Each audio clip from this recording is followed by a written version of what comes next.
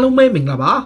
UK Match Day ရဲ့ Facebook နဲ့ YouTube Channel ကနေကြိုဆိုပါတယ်ဒီကနေ့ကျွန်တော်တင်ဆက်ပေးချင်တဲ့အကြောင်းအရာကတော့စိတ်ဝင်စားစရာနောက်ဆုံးရအားကစားသတင်းတွေအကြောင်းပါဆိုတော့နောက်ဆုံးရအားကစားသတင်းတွေကိုကြည့်ရမယ်ဆိုရင်တော့ခုလောလောဆယ်မှာအင်္ဂလန်ပရီးမီယာလိကတရုတ်နိုင်ငံမှာရှိတဲ့ဒီပရီးမီယာလိရဲ့ရုပ်သံပြသခွင့်ကိုရောင်းချမှုကိုပိတ်ပင်လိုက်ပြီးတော့စာချုပ်ဖျက်သိမ်းလိုက်ပါပြီတရုတ်နိုင်ငံမှာနာမည်ကြီးတဲ့ PPTV လို့ခေါ်တဲ့နာမည်ကြီးနေတဲ့ရုပ်သံကုမ္ပဏီကအင်္ဂလန်ပရီးမီယာလိကိုကျွန်တော်မြန်မာနိုင်ငံမှာဆိုရင် Skynet ကဝယ်ထားတယ်လို့မျိုးပေါ့အဲ့လိုမျိုးဝယ်ထားတဲ့ကုမ္ပဏီကပရီးမီယာလိဘက်ကိုပေးချေရမယ်ပေါင်တန်း160နဲ့ပတ်သက်တဲ့ကိစ္စမှာအဆင်မပြေဖြစ်ခဲ့ပြီးနောက်ပိုင်းမှာပရီးမီယာလိကစာချုပ်ဖျက်သိမ်းလိုက်ပြီပြောချင်တာကပြီးခဲ့တဲ့ရာသီမှာကိုဗစ်ဖြစ်တဲ့အခါမှာအင်္ဂလန်ပရီးမီယာလိရဲ့ရုပ်သံရပိုင်ခွင့်နေစာချုပ်စပွန်ဆာတွေကိစ္စတွေတော်တော်များများရုပ်သံဒီတွေမှာတော်တော်လေးအဖက်ဖြစ်တယ်အဲ့ကိစ္စနဲ့ပတ်သက်ပြီးပရီးမီယာလိနဲ့တရုတ်ကနာမည်ကျော်ကုမ္ပဏီ PPT ပြီးတော့ဒီကုမ္ပဏီနဲ့ဂျားမှာညှိနှိုင်းမှုမှာပေါင်တန်း160ပေးဖို့အတွက်ကိုညှိနှိုင်းခဲ့ကြတာအဆင်မပြေတဲ့အတွက်ကြောင့်ပရီးမီယာလိက2019မှာစချုပ်ခဲ့တဲ့ဒီကိုတစ်နှစ်အကြာမှာပဲဖျက်သိမ်းလိုက်ပါပြီသူတို့ကဘယ်လောက်ထိရလဲဆိုတန်း900ကျော်ရထားတယ်ဒါဟာအင်္ဂလန်ပရီးမီယာလိမှာ UK ပြင်ပမှာ Worldwide ထဲမှာအင်္ဂလန်ပရီးမီယာလိအတွက်ပတ်စံအများဆုံးရှာပေးတဲ့ဒီနိုင်ငံကနေရတာပါဒါပေမဲ့အခုလောလောဆယ်မှာအဲ့ဒီကို cancel လုပ်လိုက်တဲ့အတွက်ကြောင့်ပရီးမီယာလိဘက်ကတော့လာမယ့်ရာသီမှာတရုတ်နိုင်ငံမှာသူတို့ပွဲစဉ်တွေအားလုံးကိုပြသမှာမဟုတ်သလိုဘယ်ကုမ္ပဏီမှကိုမှရောင်းချမှာမဟုတ်ဘူးဆိုပြီးဆုံးဖြတ်ခဲ့တာပါတရုတ်နိုင်ငံမှာပရီးမီယာလိပွဲစဉ်တွေကိုကြည့်ရဖို့တော်တော်လေးခက်ခဲသွားတဲ့အနေထားပါနောက်တစ်ခုကအခုအင်္ဂလန်ပရီးမီယာလိကကလပ်သင်းတွေကလာမယ့်ရာသီသက်မှာကစားသမားတွေကို3ယောက်ပဲလဲလှယ်ခွင့်ရှိမယ်ဆိုတဲ့စီကံကိုအတီးပြုသွားခဲ့ပါပြီတကယ်တော့ပရီးမီယာလိကပြီးခဲ့တဲ့ August လတုန်းကပရီးမီယာလိမှာကစားသမား9ယောက်ထိလူစားလဲလှယ်ခွင့်ရမယ်ဆိုတဲ့အဆိုပြုလာကိုပနာမအားဖြင့်အကြမ်းမြင်သဘောတူထားတယ်ဆိုတော့မနေ့ကပြုလုပ်ခဲ့တဲ့ပရီးမီယာလိကလပ်တွေရဲ့အစည်းအဝေးပွဲမှာကလပ်သင်းတွေအားလုံးကိုပြန်ပြီးမဲပေးပြီးတော့အတီးပြုမဲ့အချိန်ကြမှာလိုအပ်တဲ့မဲ14မဲလိုတယ်14မဲကိုမရတဲ့အတွက်ကြောင့်2020-2021ရာသီမှာတော့အင်္ဂလန်ပရီးမီယာလိကလပ်တွေအားလုံးကရင်ပုံမှန်တိုင်းကစားမ3ယောက်ပဲလဲခွင့်ရှိမယ်အရန်မှာ9ယောက်ထားရမယ်ဒီလက်ရှိကိုဗစ်ကာလမှာတော့ပရီးမီယာလိအပါအဝင် Worldwide ကနိုင်ငံတကာပွဲတွေမှာကစားမ9ယောက်ထိလဲလှယ်ခွင့်ပြုပြီးတော့စုစုပေါင်း9ယောက်ထိအရန်မှာထားခွင့်ရှိတယ်ဒါပေမဲ့လက်ရှိစီးမြင့်အရာရောရင်ပုံမှန်တိုင်းနဲ့အသွိုင်းမဲ့ကလပ်တွေအားလုံးမဲပေးတဲ့အခါမှာ14မဲကိုမရတဲ့အတွက်ကြောင့်ပုံမှန်တိုင်းပြောင်းလဲပြီးတော့ပုံမှန်3ယောက်ပဲဖြစ်သွားပါတယ်နောက်တစ်ခုကတော့အခုဒီလက်ရှိနေထားရအင်တာမီလန်အသင်းရဲ့ဒရိုက်တာဖြစ်သူကဘာပြောလဲဆိုတော့ဘာစီလိုနာအသင်းကတော့၎င်းဘေးအသင်းကပဲဖြစ်ဖြစ်လိုတာရိုမာတီနက်စ်ကိုခေါ်ယူခြင်းနဲ့အပြောင်းရွှေ့တွေအားလုံးကိုသူတို့ပိတ်ပင်လိုက်ပြီးဒီကစားမက transfer market ထဲမှာမရှိသလိုသူတို့အနေနဲ့လည်းရောင်းချဖို့အစီအစဉ်မရှိဘူးတခုပဲရှိတာပေါ့ဗျာသူ့ရဲ့ရော်ကြီးစာချုပ်ယူရို130တန်းကိုပေးချေနိုင်တဲ့ club တွေဆိုရင်တော့သူတို့အနေနဲ့ရင်းပိုင်ခွင့်မရှိဘူးကျန်တဲ့ club တွေအားလုံးကိုကစားသမားကိုဝယ်ချင်တယ်ဆိုရင်လုံးဝရောင်းချမှာမဟုတ်ဘူးဆိုပြီးပြောထားတယ်တကယ်လို့ဘာစီလိုနာပဲဖြစ်ဖြစ်မန်စီးတီးပဲဖြစ်ဖြစ်တခြား club တွေပဲဖြစ်ဖြစ်ခေါ်ချင်တယ်ဆိုရင်တော့ယူရို130တန်းဆိုရင်တော့မျှော်လင့်ချက်ရှိတယ်အဲ့ဒါမှမဟုတ်ရင်မရောင်းဘူးလို့ပြောထားတယ်ဘာကြောင့်လဲဆိုတော့လူတာရိုမာတီနက်စ်ကဘာစီလိုနာကိုအရန်ပြောင်းချင်တဲ့အခါမှာအဆင်မပြေဖြစ်ပြီးတော့အခုအပြောင်းရွှေ့ကလည်းပြက်ပြက်တော့ဖြစ်နေပြီဘာဆိုနာကိုတိုင်ကသူတို့မှသူတို့ဒုက္ခတွေတတိကြီးဖြစ်နေတဲ့အချိန်မှာအင်တာမီလန်ဒရိုက်တာကတော့လုံးဝကို confirm လုပ်ထားလဲလုံးဝထွက်မှာမဟုတ်ဘူးနောက်တစ်ခုကတော့အခု City Club Roma အသင်းကလက်ရှိမှာသူတို့ရဲ့တိုက်စစ်မှု Edin Dzeko ကိုဆုံးရှုံးရဖို့နီးစပ်နေတယ် Edin Dzeko က34နှစ်ရှိပြီးကလပ်သင်းကနေထွက်ခွာဖို့ပြင်ဆင်နေတဲ့အချိန်သူ့နေရာမှာအစားထိုးနိုင်မဲ့ကစားမတယောက်ကိုရှာဖွေတဲ့အခါမှာအရင်က AC Milan ကိုအငှားလာကစားတဲ့ PR တက်ပေါ့ဂျီနိုအာတိုက်စစ်မှုကနေ AC Milan မှာပိုလန်တိုက်စစ်မှုအနေနဲ့ခြေစွမ်းပြတဲ့သူ့ကို AC Milan ကဟာတာဘာလင်ကိုဒီ Ribbon နဲ့ရောင်းချလိုက်တဲ့အခါမှာဟာတာဘာလင်ရောက်သွားတယ်ဆိုတော့အဲ့ဒီကစားမကိုရိုမာအသင်းကပိုင်ရှင်တစ်လက်ထက်မှာကစားမတစ်တွေကိုခေါ်တဲ့အချိန်မရရအောင်ခေါ်ဖို့လုပ်တဲ့အခါမှာယူရို25သန်းနဲ့သဘောတူညီမှုရလို့နီးပါဖြစ်နေပြီဆိုတော့ရိုမာအတွက်တော့နောက်ထပ် investment တွေအများကြီးလုပ်နေတာပါနောက်ဘိုင်မြူနစ်အသင်းရဲ့ဟာဗီယာမာတီနက်စ်ကအခုသူ့ရဲ့ကလပ်ဟောင်းအက်သလက်တစ်ကလပ်ဘီဘာအိုကိုပြန်တော့မှာပါ2012ခုနှစ်မှာဘီဘာအိုကနေဘိုင်ယန်ကိုယူရို40နဲ့အဲ့အချိန်တုန်းကဂျာမန်ဘွန်ဒက်စလီဂါရဲ့ record breaking ကြီးနဲ့ပြောင်းခဲ့တာပါ8နှစ်အကြာမှာဒီဟာဗီယာမာတီနက်စ်က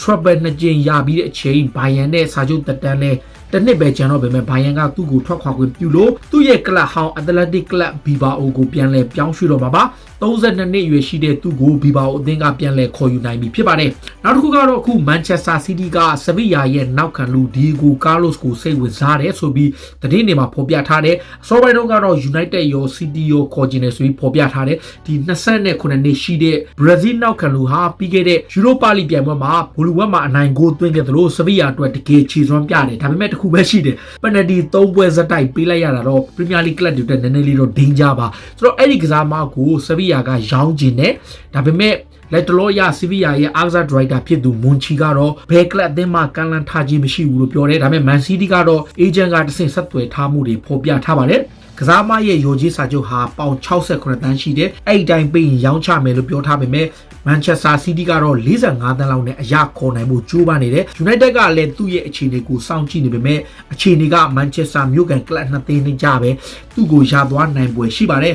Manchester City ကနောက်ခံလူလူကိုအသက်အံရှာဖွေနေတဲ့အချိန်ခူလီဘာလီကိုသဘောတူညီမှုရပြီး Personal agree ရပြီးလို့ဖော်ပြထားပေမဲ့ Napoli နဲ့ကြားမှာပြောင်းရွှေ့ကြီးညှိလို့မရသေးဘူး Man City ဘက်က Napoli ကိုခူလီဘာလီကိုခေါ်ဖို့စက်တင်ဘာ15ရက်နေ့မှာနောက်ဆုံးသူတို့သတ်မှတ်ထားတယ်အဲ့ဒီစက်တင်ဘာ15ရက်နေ့တွင်မှမအိုကေသူတို့ဘက်ကလည်းမခေါ်တော့ဘူးခူလီဘာလီကို Man City ကခုလောလောဆယ်မှာ65တန်း Euro Plus အပိုစုချင်းငွေတွေပါထည့်ပြီးသွင်းပေးထားတယ်ဒါပေမဲ့ Napoli ကသူ့ကိုတန်း80လိုပြီးတော့အပိုစုချင်းငွေတန်း30ထပ်လိုချင်တယ်ဒါ Euro ပေါ့နော်ဒါ Man City နဲ့ခူလီဘာလီအကြား Napoli ကြားမှာပြောင်းရွှေ့ကြီးကပြောမယ်15တန်းလောက်ကွာနေသေးတယ်ဒါပေမဲ့ Manchester City ကတော့ဒီပြောင်းရွှေ့ကိုသူတို့ရခေါ်ယူနိုင်ဖို့ယုံကြည်ထားလို့စက်တင်ဘာ15ရက်နေ့မတိုင်မီမှာအရခေါ်ယူမယ်တကယ်လို့အဲ့15ရက်မှာကြိုသွားလို့အဆင်မပြေရင်သူတို့မခေါ်တော့ဘူးနောက်ထပ်ကစားမကိုသူတို့ကြိုးပမ်းမယ်ဆိုပြီးဖော်ပြထားတယ်တခါ Chelsea သင်းကလည်းကစားမတွေအများကြီးခေါ်တဲ့အချိန်သူတို့ရဲ့ကွင်းလယ်ကစားမဂျိုဂျီညိုရဲ့အပြောင်းရွှေ့နဲ့ပတ်သက်ပြီးသူတို့ထုတ်ဖော်ပြောကြားမှုတစ်ခုပြုလုပ်တယ်အဲ့ဒါကဘာလဲဆိုတော့ပြီးခဲ့တဲ့ Mauricio Sarri မထွက်ခင်မှာ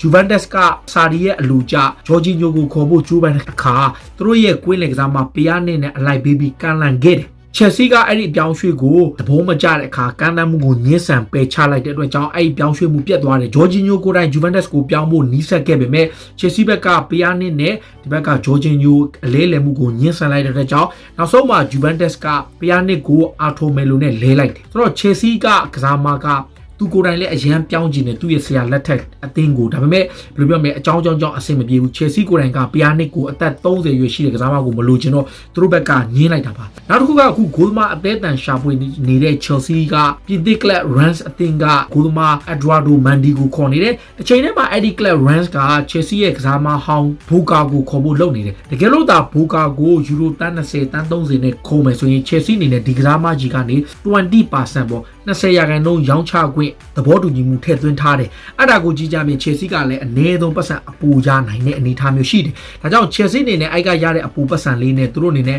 ဂိုးသမား Eduardo Mendy ကိုခေါ်ဖို့ကြိုးပမ်းသွားဖို့ရှိတယ်ဒီ Rennes အသင်းကတော့တန်း30သတ်မှတ်ထားတယ်တကယ်လို့ Chelsea ကအဲ့ဒီဂိုးသမားကိုခေါ်ဖို့အဆင်မပြေရင်တော့ပြင်သစ်ကလပ်လိုင်လီရဲ့ဂိုးသမားကိုလည်းခေါ်ဖို့ပြင်ဆင်ထားတယ်ဒါ Chelsea ဘက်ကဂိုးသမားနေရာတွေကိုမရရအောင်ခေါ်ဖို့လုပ်နေတာဆိုတော့နောက်တစ်ခုကအခု Chelsea က Thiago Silva ကိုခေါ်ထားတာတည်တယ်အဲ့တုန်းက Chelsea ရဲ့နီးပြလမ်ဘတ်ကိုယ်တိုင်ကအတွေ့အကြုံရှိတဲ့ဝါရင်ကစားမတယောက်ကိုအသင်းကောင်းဆောင်လက်ပတ်ရာထူးပေးမယ်ဆိုပြီးကျွန်တော်ကိုယ်တိုင်လည်းသတင်းလုပ်ခဲ့သလိုသတင်းတွေလည်းတက်ခဲ့တယ်ဒါပေမဲ့အခုလောလောဆယ်မှာလမ်ဘတ်ကလုံးဝကို clear ပြောလိုက်ပြီး Chelsea အသင်းအနေနဲ့ Thiago Silva ရဲ့အတွေ့အကြုံတွေကို Premier League မှာအသုံးချမှာမှန်ပေမဲ့သူ့အနေနဲ့ Premier League ပြိုင်ပွဲတွေမှာအာရုံစိုက်ရအောင်ပဲ Premier League ပြိုင်ပွဲဟာသူနဲ့အသားမကျသေးတဲ့အတွက်ကြောင့်အသင်းကောင်းဆောင်လက်ပတ်ရာထူးကိုပေးအပ်သွားမှာမဟုတ်ဘူးလို့အတည်ပြုလိုက်တယ်ဆိုတော့ Esquileta ကတော့ Chelsea ရဲ့အသင်းကောင်းဆောင်အဖြစ်ဆက်ရှိမှာပါ Thiago Silva ကတော့ Chelsea ရဲ့အဓိကနောက်ခံလူဖြစ်ရှိမယ်လို့လမ်ဘတ်ကိုယ်တိုင်ကပြောထားတယ်ပြီးတော့နောက်တစ်ခုက Arsenal ဘက်ကိုကြည့်ရင် Arsenal အသင်းကလာမယ့်ရာသီမှာကစားမသစ်တွေခေါ်ဖို့လုပ်နေတဲ့အချိန် West Ham ကနေရာမရဖြစ်နေတဲ့ Philippe Anderson ကိုခေါ်ခြင်းနဲ့ West Ham ကိုယ်တိုင်ကအဲ့ဒီကစားမအတွက်ကိုပေါင်တန်း40ကျော်50နီးပါးပေးထားတာဒါပေမဲ့ Philippe Anderson ကို West Ham ကရောင်းထုတ်ဖို့လုပ်နေသလိုသူ့ရဲ့ကလပ်ဟောင်း Lazio ကလည်းပြန်ခေါ်ဖို့လုပ်နေတယ်ဒီအချိန်မှာ Arsenal အသင်းကတော့ Philippe Anderson ရဲ့အလားအလာကိုသူစုံစမ်းမေးမြန်းခဲ့တယ်လို့ဖော်ပြထားတယ် Arsenal ဟာသူတို့ရဲ့ကွင်းလယ်ကစားမ Lucas Torreira ကိုရောင်းထုတ်ဖို့သဘောတူညီမှုရထားပြီလို့ Italy media တစ်ခုမှဖော်ပြထားတယ်ဖော်ပြထားတဲ့မီဒီယာရဲ့အဆိုအရ Torreira ကို Fiorentina ကလပ်ကိုပထမအငှားချမယ်ပြီးတော့မှအပီးသက်ပြောင်းရွှေ့ခြင်းနဲ့ရောင်းမယ်အငှားပြောင်းရွှေ့ရှိက8တန်းပြီးရင်အပီးသက်ကို16တန်းနဲ့သဘောတူပြီးတော့စုစုပေါင်း24တန်းနဲ့သူတို့သဘောတူညီမှုရထားတယ်ဆိုတော့ဒါအီတလီမှာရှိတဲ့ report တွေရ Lucas Torreira ကို Arsenal ဘက်ကရောင်းချဖို့စဉ်းစားထားတဲ့ option Fiorentina ကိုယ်တိုင်ကလည်းသူ့ကိုခေါ်ချင်တဲ့အခါမှာအပြောင်းရွှေ့ကဒီဖြစ်တော့မယ် โอเคသွားပြီဆိုရင်အာဆနယ်ဘက်ကနောက်ထပ်တစ်ယောက်ထုတ်နိုင်မဲ့အနေထားပါတကယ်လို့ဒါသူ့ကိုထုတ်နိုင်မဲ့တကယ်လို့ဘယ်လာရင်ပဲဖြစ်ဖြစ်တယောက်ယောက်ထပ်ထုတ်နိုင်မယ်ဆိုရင်တော့ Thomas Partey တို့ Hassan Aouar တို့ကစားမတွေကိုအာဆနယ်ခေါ်ဖို့ပတ်စံရရှိမှာဖြစ်လို့ခွင့်ရတော့ရှိလာမှာနောက်တစ်ခုကအာဆနယ်ရဲ့ Queen လက်ကစားမ Granit Xhaka ကို Switzerland အသင်းကအသင်းကောင်းဆောင်ဖြစ်တရားဝင်ခန့်လိုက်ပါပြီအဓိကအာဆနယ်မှာလာကစားခဲ့ဘူးတဲ့ Lichtsteiner ဟာ Switzerland ရဲ့အသင်းကောင်းဆောင်ပါဒါပေမဲ့သူကိုယ်တိုင်က35နှစ်ရှိနေပြီယူရိုပြိုင်ပွဲကိုပြိုင်ဖို့ကလည်းနောက်100ဒီလောက်ကျန်တဲ့အခါမှာသူ့အနေနဲ့ ready မဖြစ်တော့တဲ့အတွက်ကြောင့်ကစားမဘွားကအနားယူသွားလို့ Lichtsteiner နေရာမှာ Granit Xhaka ကိုအသင်းကောင်းဆောင်ဖြစ်ခန့်တယ်ဒါပေမဲ့ Granit Xhaka ရဲ့အသင်းက Nation League မှာတော့ယူကရိန်းကို2ဂိုးနဲ့ရှုံးနိမ့်သွားပါတယ်ဒါလက်ရှိအနေထားရဒါအာဆနယ်အသင်းမှာဒါအသင်းကောင်းဆောင်ဖြစ်ဖယ်ခံရပေမဲ့အခုလက်ရွေးစင်အသင်းမှာတော့သူအသင်းကောင်းဆောင်ဖြစ်လာပါပြီနောက်တစ်ခုကတော့အခု Manchester United ရဲ့ဝါရင်နောက်ခံလူဟောင်းလည်းဖြစ်တဲ့ဂန်နဝင်ကစားမဟောင်းဖြစ်တဲ့ Gary Neville ကကလပ်အနေနဲ့ဂျီဒန်ဆန်ချိုကိုခေါ်ဖို့ထက်တိုက်စစ်မှုကိုသာခေါ်တဲ့နဲ့အထူးသဖြင့် Harry Kane လိုတိုက်စစ်မှုကိုမရအောင်ခေါ်တဲ့နဲ့လို့ပြောထားတယ်။ဒါပေမဲ့ဆန်ချိုကို United ကတနွေလုံးလိုက်နေတဲ့အချိန်ကလပ်အသင်းအနေနဲ့တိုက်စစ်မှုကအရေးပါတယ်ဆန်ချိုထက်မေဆန်ဂရီဝူလည်းရှိတယ်ကစားမတွေအလုံးလောက်ရှိတယ်ဆန်ချိုနေရာမှာကစားနိုင်တဲ့ကစားမတွေရှိတဲ့အကြောင်းသူတို့အနေနဲ့တိုက်စစ်မှုသာခေါ်တဲ့နဲ့အထူးသဖြင့် Harry Kane ကိုခေါ် Harry Kane ကိုမရရင်တော့အခြားတိုက်စစ်မှုတယောက်ကိုကြိုးပမ်းသင့်တယ်ဆိုပြီးပြောထားတယ်ဒါ Manchester United အနေနဲ့လက်ရှိနေထားဒီနေရာမှာ Solskjaer ကအခုလောလောဆယ်မှာသူတို့အနေနဲ့နွေရာသီမှာကစားမအသစ်တွေကိုခေါ်ဖို့လုပ်တဲ့အချိန်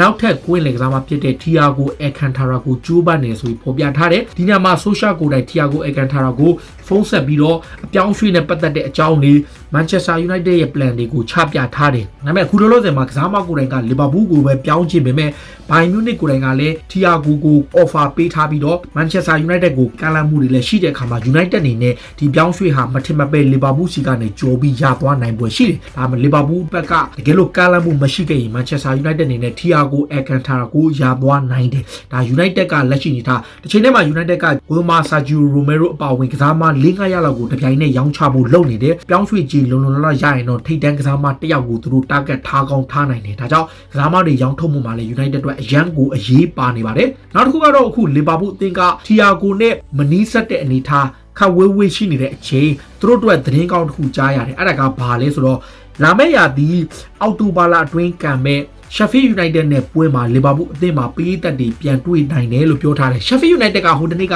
Arsenal နဲ့အောက်တိုဘာ3ရက်နေ့မှာကံမဲ့ပွဲမှာ Emirates ကွင်းမှာပေးသက်တွေမြင်တွေ့ရနိုင်တယ်ဆိုပြီးတော့ Arsenal ဘက်က confirm လုပ်ထားသလို Liverpool ကလည်းအောက်တိုဘာ24ရက်နေ့ Sheffield United နဲ့ကံမဲ့ပွဲမှာအိမ်ကွင်း Anfield မှာပေးသက်တွေပါဝင်ခွင့်ရဖို့မျှော်လင့်ထားသလို UK အစိုးရကသတ်မှတ်ထားတဲ့ guideline တွေအပြည့်သူတို့လှုပ်ဆောင်နေတယ်လို့ပြောထားတယ်။ဆိုတော့ Sheffield အတွက်တော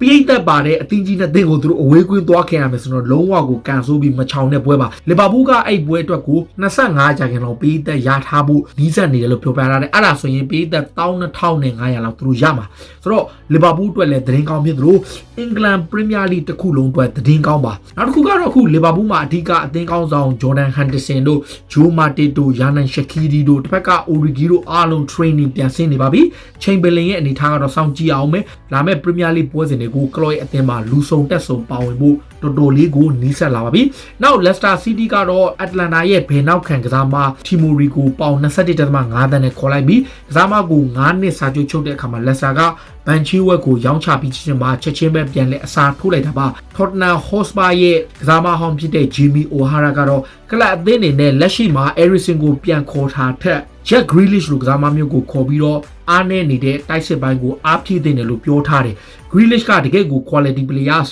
Spurs ဘက်ကဒီနေ့ရာသီမစခင် Premier League မစခင်မှာသူ့ကို9သန်းလောက်နဲ့ခေါ်ဖို့ရှိတယ်။ Villa ရှိရနဲ့အခွင့်အရေးတရားဒီလုံးတိုင်းတာမှာလဲ Grealish ကခြေစွမ်းပြလိုက်တော့သူ့ရဲ့တန်ကြီးကတန်း90လောက်ဖြစ်တယ်။ဒါပေမဲ့ O'Hara ကတော့ Spurs ကိုသူ့ကိုခေါ်လို့ပြောထားတယ်။ဒါပေမဲ့ Mourinho အနေနဲ့အဲ့လောက်သုံးပါမလား။နောက်တစ်ခုကအခု Jose Mourinho ကအခုလက်ရှိမှာသူ့အနေနဲ့ကလပ်အသင်းကိုခေါ်ခြင်းတဲ့ကစားမတစ်ယောက်ရှိတယ်။သူအထူးသဖြင့်တောင်ပန်ကစားမတစ်ယောက်ကိုအရန်ခေါ်ခြင်းနေကြောင်းနမေကျော်အားကစားဂျာနယ်လစ်Fabrizio ကပြောထားတယ်။မော်ညိုလိုချင်တဲ့တောင်ပန်ကစားမကဘယ်သူလဲဆိုတော့ဘာယာလီဗာကူဆင်ရဲ့တောင်ပန်ကစားမလီယွန်ဘေးလီပါဒီကစားမကအသက်28နှစ်ရှိပြီ ဂျမေကာတောင်ပန်ကစားမတကယ့်ကို quality player ပါဘယ်တောင်ပန်ကစားမတယောက်ဖြစ်တဲ့ကြောင့်မော်ရင်ညိုလိုအပ်နေတဲ့ကစားမတယောက်မျိုးပဲဒါပေမဲ့သူ့ရဲ့တိုင်ကြီးကလည်းယူရို45တန်းလောက်ရှိတယ်ဒါမော်ရင်ညိုနေနဲ့အဲ့လောက်ထိသုံးပါမလားနောက်တစ်ခုကတော့အခု Nation League ပွဲတွေကစားခဲ့တဲ့အခါမှာစပိန်နဲ့ဂျာမနီတို့တစ်ဖက်တကူစီသေးကြပါတယ်ဂျာမနီကတီမိုဗာနာတကူသွင်းပြီးတော့စပိန်ဘက်ကဂါယာကပြန်ချေသွားလို့တကူစီသေးကြသွားတယ်ဆိုတော့ဂျာမန်ဘက်မှာတော့ခိုင်ဟာဗတ်တို့ဘာတို့ကိုထည့်သုံးသွားခြင်းမရှိဘူး